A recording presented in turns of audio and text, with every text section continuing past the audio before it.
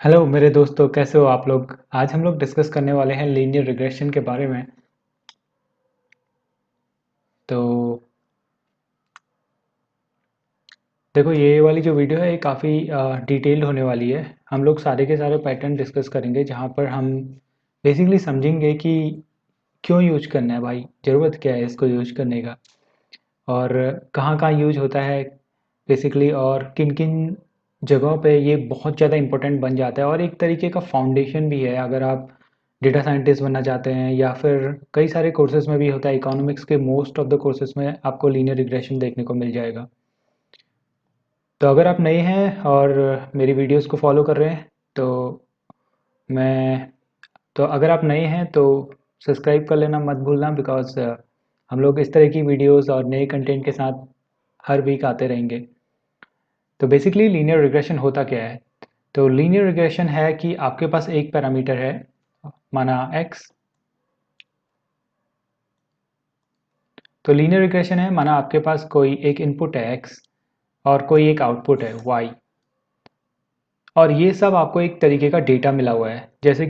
हम जैसे कि हम समझने की कोशिश करेंगे कि x और y, माना x है आपका कोई आप एडवर्टीजमेंट देते हैं, और y है आपका सेल्स। तो बेसिकली मैं एडवर्टीजमेंट का पैसा है जो उसको मैं मान रहा हूँ कि इनपुट, जो कि एक्स है, और जो सेल्स है वो है आउटपुट। तो हम ये जानना चाहते हैं कि यार मैं अगर एडवर्टीजमेंट में पैसा लगा रहा हूँ तो क्या मेरी सेल्स बढ़ रही है या नहीं बढ़ रही है। तो इस तरीके का जो एनालिसिस है वो बहुत ही ईजी हो जाता है, क्योंकि जो रिग्रेशन है वो एक तरीके का रिलेशनशिप है। मतलब आपको एक वैल्यू दी हुई है, आपको दूसरी वैल्यू दी हुई है। अब आपको फिगर आउट करना है कि यार भाई इन दोनों के बीच में कुछ रिलेशन बन के आ रहा है या नहीं बन के आ रहा है। तो बेसिकली हम कुछ डेटा फीड कर लेते हैं, और मैं आपको ये रियल टाइम एक्सेल में करके दिखाऊंगा भी, क्योंकि मतलब बहुत ईजी सा इंट्यूशन है, और अगर आप प्रैक्टिकली ट्राई करेंगे इस चीज़ को तो ज़्यादा समझ में आएगा। तो माना जैसे एडवर्टीजमेंट में हम मान लेते हैं आपने 20 लाख के आसपास कुछ खर्चा किया, और आपको सेल्स भी मतलब ठीक ठाक है, 40 के आसपास कुछ मिल गई। फिर अगले हफ्ते फिर आप गए और आपने अपना सेल्स अपना एडवर्टीजमेंट कुछ बढ़ा के 30 लाख कर दिया, और आपकी सेल्स थोड़ा सा बढ़ गई, माना 45 हो गई। और इस तरीके का आपने माना थोड़ा कम कर दिया, यहाँ पे आपने फिर से 20 कर दिया, और इस बार आपका कुछ 15 के आसपास सेल्स रही। तो एक तरीके का डेटा आपका निकल के आ रहा है। तो हम लोग क्या करते हैं, इसको प्लॉट कर लेते हैं। सॉरी,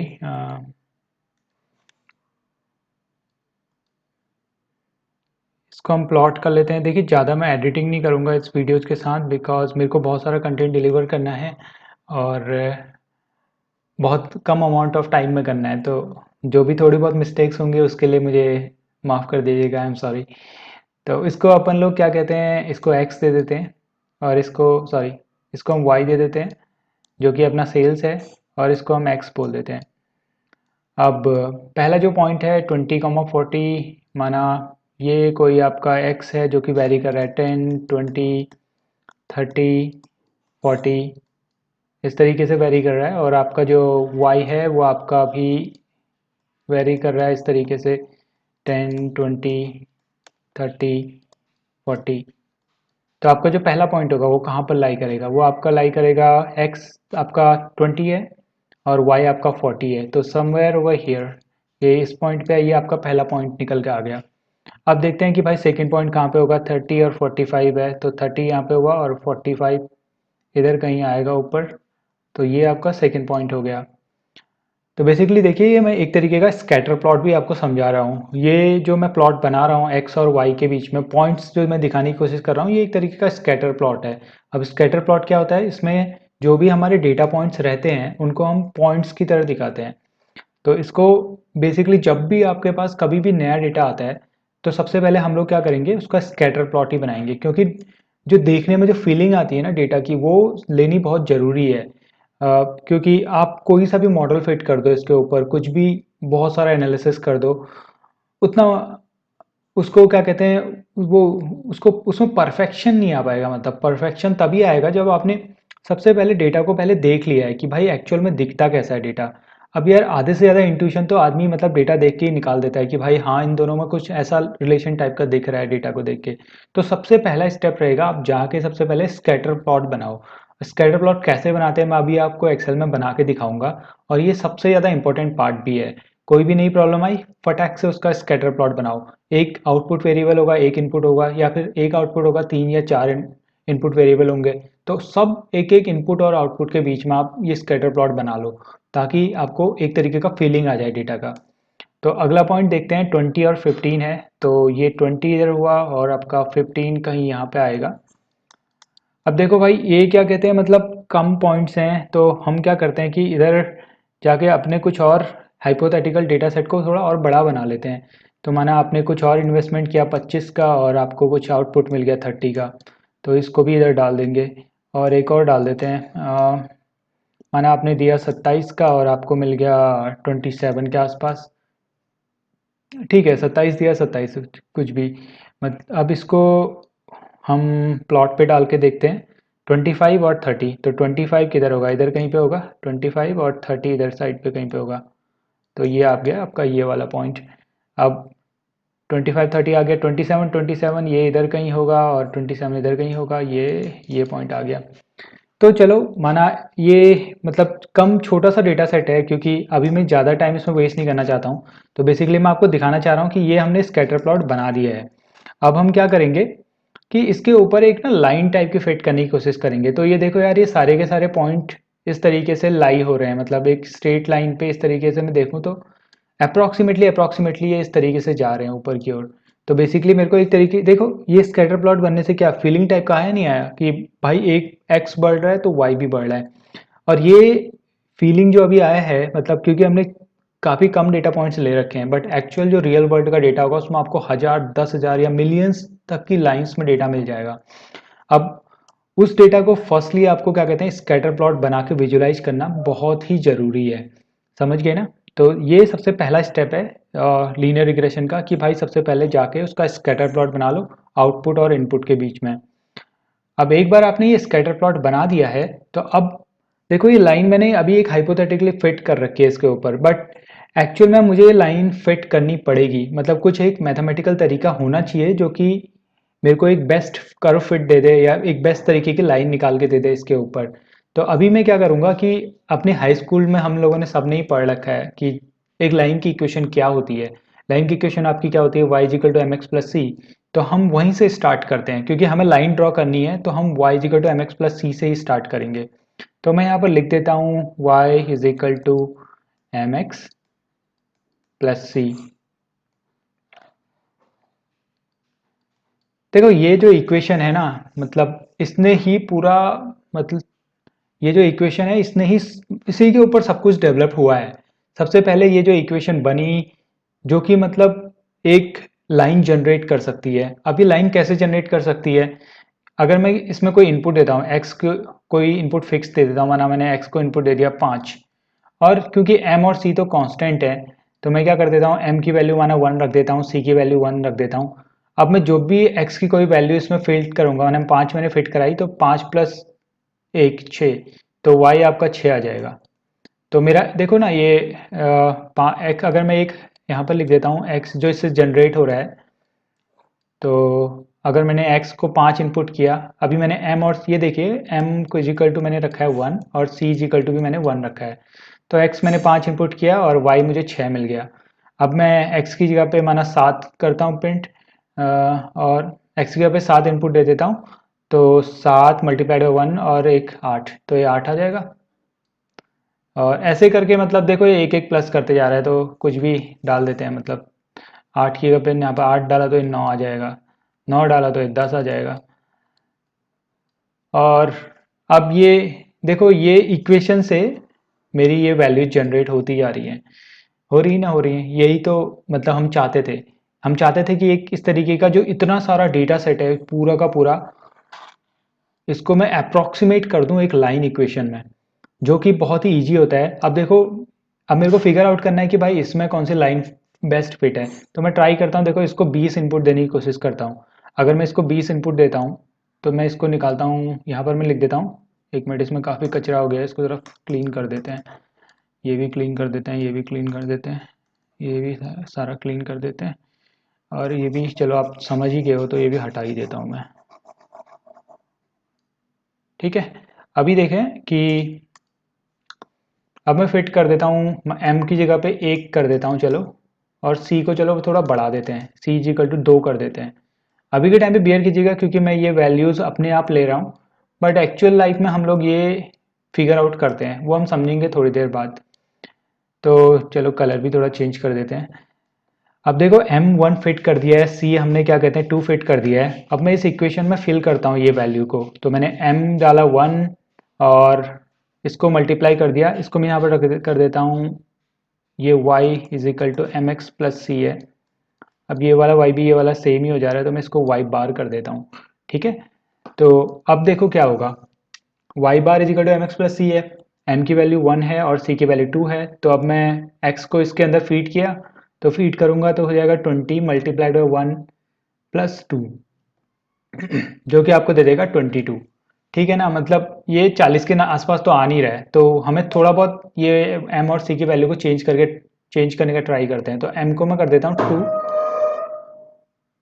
ये ऊपर वाला भी हल्ला ही मचाते रहता है, क्या करें यार, सुबह से शाम तक का हल्ला है इसका। तो m इजिकल टू 2 कर देते हैं, और x c को हम कर देते हैं, c को क्या कर देते हैं, चलो c को हम कर देते हैं 0। ठीक है, अब देखो क्योंकि मैंने इसलिए किया क्योंकि मैं देख रहा हूँ कि यार 20 को 2 से मल्टीप्लाई करूँगा तो 40 आ जाएगा, तो ये 40 फिल हो जाएगा, जो कि थोड़ा थोड़ा क्लीन करके लिखते हैं, इसको मैं कर देता हूँ 20 मल्टीप्लाइड बाई 2 किया, और ये हो गया आपका 40। ठीक है ना, अगले उसमें देखते हैं 30 मल्टीप्लाइड बाई 2 किया 60, और प्लस सी तो 0 है ही, ये फिर से मेरा 40 हो गया, और ये मेरा 25 हो गया आपका 50, और 27 मल्टीप्लाइड बाई 2 हो गया आपका 54। ठीक है ना, देखो अब मैं क्या करता हूँ, ये पॉइंट्स को भी ना इसी स्कैटर प्लॉट पे प्लॉट करने की कोशिश करता हूँ, तो देखता हूँ कि किस तरीके का लाइन निकल के आ रहा है। तो जब मैं 20 पे जाता हूँ तो 20 पे मेरा है 40 वैल्यू, तो इधर कहीं पे आया, और फिर मैं 30 पे गया तो 30 पे मेरा है 60 वैल्यू, जो कहीं ऊपर इधर होगा, और फिर मैं गया 20 पे जो कि फिर से आपका 40 है, 25 पे गया तो 50 हो रहा है, तो इधर कहीं आ रहा है, और 27 पे गया तो 54 है, जो कि मतलब इसके बीच में ही कहीं पर होगा, इधर कहीं। अब देखो ये जो है ये जनरेटेड पॉइंट्स हैं जो मेरी इक्वेशन से जनरेट हुए हैं। अब मैं क्या करता हूँ, इन सबको मिला देता हूँ, क्योंकि ये मतलब एक तरीके का स्ट्रेट लाइन ही हुआ, इक्वेशन तो स्ट्रेट लाइन की है, और आप देख ही रहे होगे कि एकदम स्ट्रेट लाइन बन के आ रही है। और ये मतलब इतने साफ मेरा हाथ नहीं है, बट काम चला लेते हैं। ये येलो लाइन को एकदम स्ट्रेट लाइन ही समझिए। ठीक है, तो ये जो स्ट्रेट लाइन है ये है कर्व जो हमने फिट किया है। तो बेसिक इंट्यूशन समझ में आ गया होगा मेरे हिसाब से, क्योंकि हम क्या कर रहे हैं कि एक लाइन को फिट करने की कोशिश कर रहे हैं on top of these points, ताकि हम लोग पता कर सकें कि भाई ये लाइन ऊपर की ओर जा रही है, नीचे की ओर जा रही है, या इसका स्लोप क्या है। और अगर मेरे को अब देखो कि अगर मैंने इसमें बेस्ट फिट बना दिया होता, मतलब कि ये जो लाइन है इसका बेस्ट फिट होती, और मेरे को पता है कि भाई मैं अगली बार एडवर्टीजमेंट में अगर मैं 60 इन्वेस्ट कर देता हूँ, ठीक है, तो अगर मेरे को निकालना है मैंने 60 इन्वेस्ट कर देता हूँ, तो मेरा प्रिडिक्शन मतलब क्या कहते हैं, मैं प्रिडिक्ट कर पाऊंगा कि भाई ये सेल्स मेरी कितनी हो जाएगी। अभी के टाइम पे मैंने एम और सी 2 और 0 फिक्स किए हुए हैं। ठीक है, जो कि मतलब हो सकता है इससे बेटर कोई वैल्यू हो, बट अभी के टाइम मान लेते हैं ये सबसे बेस्ट वैल्यू है एम और सी की। तो अगर मैं सोचता हूँ कि भाई मैं 60 इन्वेस्ट करता हूँ एडवर्टीजमेंट में, तो मैं 120 गेन करूंगा अपनी सेल्स में, तो मेरे लिए एक अच्छा सौदा है। तो अगर ये अच्छा सौदा है तो मैं क्या करूँगा, इन्वेस्ट करने की कोशिश करूँगा। तो ऐसे ही क्या कहते हैं, ये जो लीनियर रिग्रेशन है ना, ये हेल्प कर रहा है मेरे को डिसीजन लेने के लिए, फ्यूचर में मैं क्या डिसीजन लूँ इसके लिए मेरे को हेल्प मिल रही है लीनियर रिग्रेशन से। तो यही तरीका है, मतलब यही हम चाहते हैं, और यही मतलब ऑब्जेक्टिव है लीनियर रिग्रेशन का, कि भाई तुम्हें क्या कहते हैं एक तरीके का रिलेशनशिप निकाल लो एक्स और वाई के बीच में, और एक बार तुमने वो इक्वेशन फिगर आउट कर दी, अब आप सोच रहे होगे कि यार मतलब क्या इक्वेशन इक्वेशन फिगर आउट में क्या किया मैंने। तो बेसिकली आपने कुछ किया नहीं, यहाँ पर आपने जो एस्टिमेट निकालना है वो है आपको m और c की वैल्यू का एस्टिमेट निकालना है। अब देखो क्योंकि x तो आपका इनपुट है, इनपुट आप डालोगे और y तो निकल जाएगा, बट बेसिकली आपको बेस्ट जो इस इक्वेशन में जो जो ट्यून करना है, जो आपको बेस्ट वैल्यू निकालनी है वो है एम और सी की। देखो अगर मैंने एम की वैल्यू, पहले मैंने एम की वैल्यू 1 रखी थी तो इसका प्लॉट कुछ अलग सा आ रहा था, 20 में 20 आ रहा था, वो कुछ नीचे इधर कहीं लाइन बन जाती है इस तरीके की। देखो फिर से ऊपर वाले ने हल्ला मचाया, सॉरी उसके लिए, ठीक है, क्योंकि मैं एडिट नहीं करने वाला हूँ वीडियो। तो क्या कहते हैं, चलो भूल जाते हैं इस बात को। सेकेंडरी क्या है कि देखो अगर मैंने m की वैल्यू 1 रखी होती तो ये लाइन का स्लोप कुछ कम होता, स्लोप कम होता तो ये सारे पॉइंट्स इधर कहीं नीचे आ रहे होते, नीचे आ रहे होते ना, तो आपका फ्यूचर में कुछ प्रिडिक्शन दे पाते, आप उसको दे पाते, लेकिन गलत प्रिडिक्शन दे पाते, क्योंकि ये जो लाइन का जो फिट है ना वो उतना मस्त सा फिट नहीं है उन डेटा पॉइंट्स के ऊपर। तो इसीलिए आप चाहोगे कि यार एकदम बेस्ट सा फिट बनाऊं मैं, उसके बाद क्या कहते हैं फ्यूचर प्रिडिक्शन दूं। तो बेस्ट सा फिट निकालने के लिए आपको वैल्यू निकालनी है एम की और सी की। अब ये एम और सी होता क्या है, एम होता है आपका स्लोप और सी होता है कि भाई मैं स्टार्ट कहाँ से कर रहा हूँ। अब ये आप बोलोगे यार ये क्या है, मतलब स्लोप स्टार्ट कहाँ से कर रहा हूँ, तो चलो इस बात को समझने की कोशिश करते हैं, ठीक है। अब देखो कि अगर मैंने x की जगह पे 0 दे दिया होता, मैं ये सब डेटा मिटा रहा हूँ, ठीक है, ताकि थोड़ा सा क्लीन हो जाए। तो बेसिकली हमने क्या किया था, मैं फिर से लिख देता हूँ m x plus c is equal to y bar, जो कि हम ट्राई कर रहे हैं फिगर आउट करने का। अब अगर मैंने ये x की जगह पे जो है 0 कर दिया होता, ठीक है, और y माना कोई मैं फिगर आउट करने की कोशिश कर रहा हूँ तो, और ये मेरा कोई ग्राफ है, ठीक है, जहाँ मेरा x ये है और y ये है, ओके। तो मैंने x की जगह पे 0 कर दिया, ये पॉइंट 0 आ गया, तो ये m तो गया ना काम से, क्योंकि x से मल्टीप्लाई हो रहा है, तो बचा क्या y बार, और y बार आपका किसके इक्वल है, c के इक्वल, और ये सॉरी ये y बार ही होगा। तो y मतलब y बार समझो कि मैं फिटेड लाइन के लिए बोल रहा हूँ, बट y में यूज कर रहा था जो एक्चुअल डेटा पॉइंट्स थे, और y बार में यूज कर रहा हूँ जो मैं फिट करने की कोशिश कर रहा हूँ इस इक्वेशन के लिए, ठीक है। तो यहाँ पर क्या हो रहा है, ये y बार की वैल्यू क्या आ रही है, जब x 0 है तो ये y बार की वैल्यू आ रही है c के इक्वल, आ रही है ना, आ रही है। तो ये मतलब एक तरीके का पॉइंट है जहां से आप क्या कहते हैं डेटा स्टार्ट कर रहे हैं, इस पॉइंट से मैं डेटा स्टार्ट कर रहा हूं, देख रहे हैं ना। मतलब अगर मैं x की वैल्यू 0 रखता तो मेरा जो ग्राफ स्टार्ट होने वाला होता वो इस पॉइंट से स्टार्ट होने वाला होता, और जैसे जैसे मेरी कुछ भी वैल्यू है, माना m की वैल्यू, अब x की वैल्यू में थोड़ा बढ़ा देता हूँ, x की वैल्यू 1 कर देता हूँ, तो आप देखोगे कि जो y की वैल्यू हो जाएगी वो हो जाएगी c प्लस m। तो ये c यहाँ से यहाँ तक था, और यहाँ से ऊपर कुछ m होगा, इधर कोई पॉइंट पे, तो ये जो वैल्यू आएगी c प्लस m होगी, अगर मैं टोटल यहाँ से लेके ज़मीन से लेके ऊपर तक देखता हूँ पूरा का पूरा। तो बेसिकली अगर मैं ये पॉइंट्स को मिलाने की कोशिश करूँगा, तो जो स्टार्टिंग पॉइंट है, मतलब स्टार्टिंग का जो पॉइंट है वो c डिस्टेंस ऊपर है, तो इसे हम कहते हैं एक्चुअल में बायस भी बोल देते हैं कि भाई ये हम स्टार्टिंग में इतना गैप लेके चल रहे हैं। और जो m है वो एक्चुअल में होता है स्लोप। अब स्लोप कैसे होता है, तो बेसिकली देखो कि अगर मैं ये x को, अभी देखो रियलिटी समझने की कोशिश करते हैं इसको, कि भाई ये x जो है, ये m है, ये स्लोप है कैसे। तो अभी मैं क्या करता हूँ कि भाई c के इम्पैक्ट को हटा देते हैं, चलो c को हम क्या करते हैं 0 ले लेते हैं, ये c गया, और मैं चलो ये डेटा ही पूरा पहले क्लीन कर लेते हैं, स्टार्टिंग से बनाते हैं ताकि ढंग से समझ में आ जाए।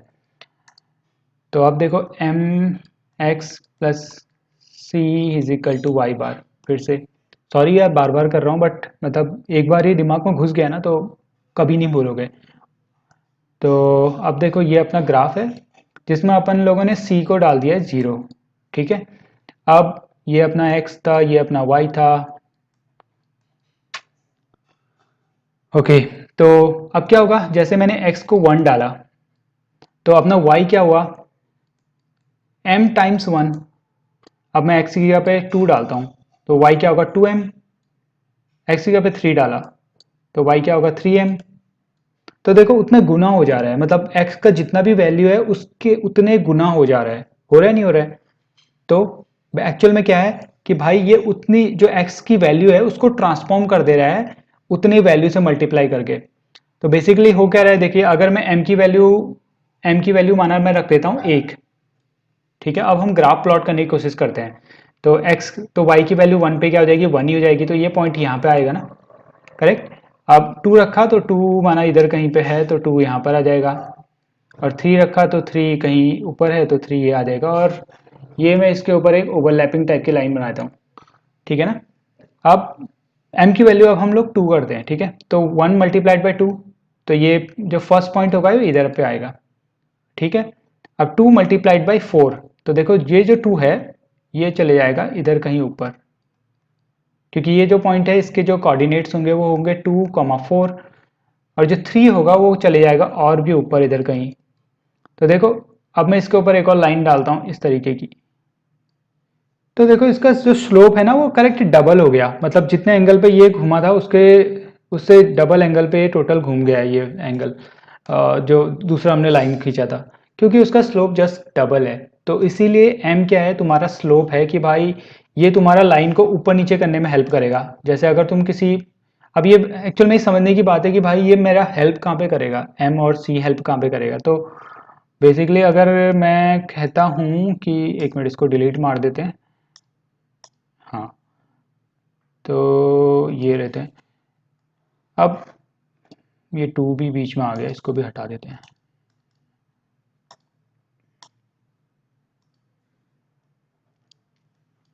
अब देखो आपके पास बहुत सारे पॉइंट्स हैं, ये सारे के सारे पॉइंट्स हैं, ठीक है।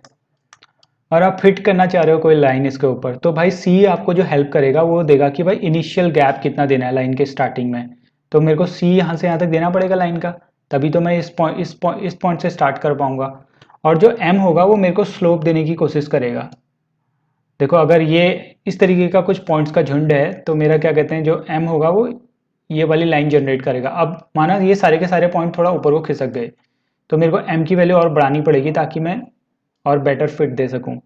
तो बेसिकली एम आपको एंगल में एडजस्टमेंट दे रहा है और जो एक्स है वो आपको डिस्टेंस में एडजस्टमेंट दे रहा है। अब यहाँ तक तो पूरा ये फंडा समझ में आ गया कि भाई हम ट्राई कर रहे थे, मैनुअली करने का कोशिश कर रहे थे, बट हम समझेंगे कि भाई इसको, अभी तक तो मतलब इतना समझ में आ गया ना कि मैनुअली कैसे हो रहा है। लेकिन हमारे पास कुछ ऐसा एल्गोरिदम होना चाहिए कि जिससे मैं क्या कहते हैं बिना कुछ मैनुअली एफर्ट मारे, क्या कहते हैं जिससे मैं बिना कुछ एफर्ट मारे इसको क्या कहते हैं एडजस्ट कर सकूं। तो वो करने के लिए हमें एक एल्गोरिदम रहती है, उसे हम कहते हैं ग्रेडियंट डिसेंट। तो वो ग्रेडियंट डिसेंट जो एल्गो रहती है वो हमें हेल्प करती है इसको एडजस्ट करने के लिए। अब वो ग्रेडियंट डिसेंट वो एक अपने आप में बहुत बड़ा टॉपिक है, मैं उसे अगली वीडियो में कवर करूंगा, बट अभी मैंने आपको लीनियर रिग्रेशन का बेसिक आइडिया दे दिया है। तो ये एम और सी का पूरा चक्कर है, एक लीनियर लाइन का चक्कर है और कुछ नहीं है। बेसिकली अभी मैं ये वीडियो को यहीं पे ख़त्म करता हूँ। अगली वीडियो में हम समझेंगे कि कैसे एक एल्गोरिदम हम बना सकते हैं जो ऑटोमेटिकली एडजस्ट कर दे और हमें बेस्ट वैल्यू एम और सी की दे दे। तो ठीक है, मिलते हैं अगली वीडियो में। अगर आपको ये लेक्चर अच्छा लगा तो सब्सक्राइब और लाइक शेयर सब्सक्राइब करना मत भूलना, वो सब तो नॉर्मली बात है। मैं आपको मिलूंगा अपनी नेक्स्ट वीडियो में। Till then bye bye, take care.